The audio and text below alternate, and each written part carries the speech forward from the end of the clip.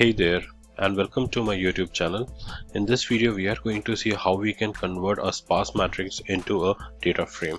So before we begin this video, if you have not subscribed to my channel, I would ask you to hit the bell icon and subscribe to my channel now so that you don't miss anything.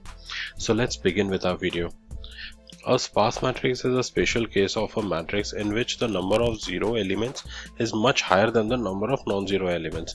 So as a thumb rule, if 2/3 of the total elements in a matrix are zero, it can be called as a sparse matrix.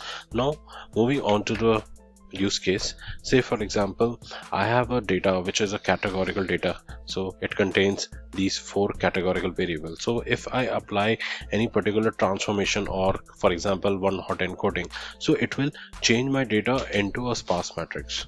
So now I am going to transform this particular categorical data into one hot encoded data, and the data type that I will receive is a sparse matrix. As we can see, I have written type. I wanted to know the type of this, and it is a sparse matrix. Now I want to change it to a data frame.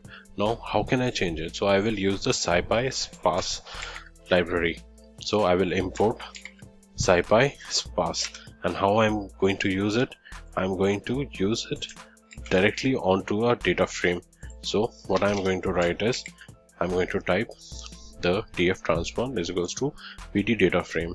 So I will call the data frame of pandas, and then I will apply sparse from sparse matrix, and I will give inside the parenthesis the data frame that is the transformed, which was the sparse matrix, and this will change the sparse matrix into a data frame. And let us execute this. So I get this kind of one hot encoded sparse into a data frame format matrix. So now if I, for example, want to check whether this is actually a data frame or is still a sparse matrix, so I will just check the type, and now I can see it is a data frame. So this is how you can solve this particular issue in your day-to-day life, and this is quite convenient when you are doing your data analysis or you are going to experiment your machine learning models. So that's all folks in this video. Don't forget to subscribe my channel. See you in the next video. Bye.